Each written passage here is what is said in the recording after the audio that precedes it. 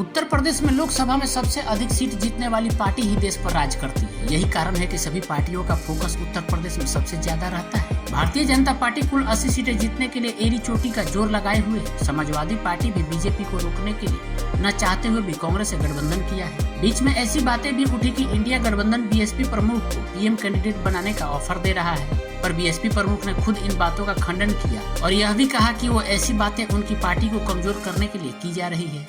इसके बावजूद बहुत से लोगों को ऐसा लग रहा है कि उत्तर प्रदेश की राजनीति में कुछ तो जरूर चल रहा है जो सामान्य नहीं है। इसकी सबसे बड़ी वजह के रूप में सामने आ रहा है कांग्रेस और समाजवादी पार्टी के उम्मीदवार की घोषणा में होने वाली देरी। पर जिस तरह बीएसपी ने इंडिया गठबंधन के सबसे खास सीटों पर अपने प्रत्याशी घोषित किए हैं, उससे दो तरह के संदेश इकट्ठे आ रहे हैं। पहला तो ये कि बीएसपी समाजवादी पार्टी और कांग्रेस को तगड़ा चैलेंज देने के मूड में है, और दूसरा संदेश ये कि आखिर बीएसपी ने उन खास 4 सीटों पर ही सबसे पहले कैंडिडेट क्यों घोषित किए जो इंडिया गठबंधन की सबसे अधिक जीताऊ माने जाने वाली सीटें हैं। आइए समझते हैं कि यूपी में चल क्या रहा है। उत्तर प्रदेश की राजनीति में कांग्रेस और समाजवादी पार्टी के गठबंधन के लिए जो 4 सीटें सबसे आसान थी, उन्हें बीएसपी ने अब सबसे कठिन बना दिया है। आगामी लोकसभा चुनाव में अकेले चुनाव लड़ने की घोषणा कर चुकी बहुजन समाज पार्टी ने पिछले कुछ दिनों में पश्चिमी उत्तर प्रदेश की 4 सीटों सहारनपुर, अमरोहा, मुरादाबाद और कन्नौज के लिए उम्मीदवारों के नाम जारी किए हैं। इन चारों उम्मीदवारों के नाम सुनकर जहां बीजेपी को खुशी हुई होगी, वहीं इंडिया ब्लॉक के माथे पर चिंता की लकीरें आ गई होगी। इन चारों उम्मीदवारों का गणित समझने के बाद यही लगता है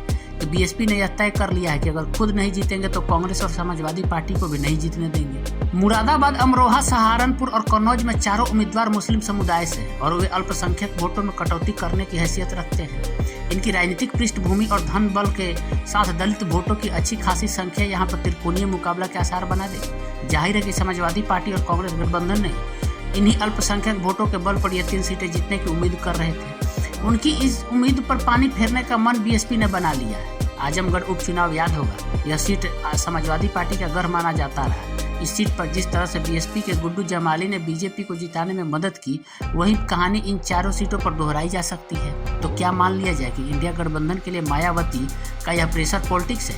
क्योंकि मायावती ने सबसे पहले उन 4 सीटों पर ही फोकस किया है जो इंडिया गठबंधन के लिए सबसे खास है। मायावती अपने पत्ते जल्दी नहीं खोलती है।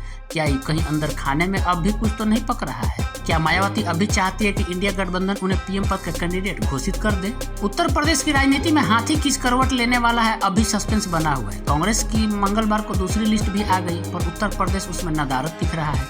यही हाल समाजवादी पार्टी का है। पार्टी ने 31 प्रत्याशियों के नाम की घोषणा बहुत पहले ही कर रखी है, पर उसके बाद रहस्यमय शांति का वातावरण है। भारतीय जनता पार्टी तो राज्य और केंद्र में सत्ता में है, उसने अपने 51 कैंडिडेट घोषित कर दिए हैं, जबकि आमतौर पर जो पार्टी सत्ता में होती है उनके कैंडिडेट की लिस्ट अंतिम दिन आती है। कारण यह होता है कि उम्मीदवारी हासिल करने के बड़े लेवल पर मारामारी होती है, पर यहाँ उल्टा दिख रहा है। समाजवादी पार्टी और कांग्रेस के उम्मीदवारों को लेकर चुप्पी है और ये चुप्पी रहस्यमय होती जा रही है। इसके चलते तरह तरह के एस्पेकुलेशन क्रिएट हो रहे हैं। हालांकि इस तरह की कोई स्पष्ट जानकारी नहीं मिल रही है कि बीएसपी और इंडिया गुट के बीच कोई बातचीत चल रही है, पर राजनीति अनंत संभावना का खेल है। यहाँ कुछ भी असंभव नहीं है।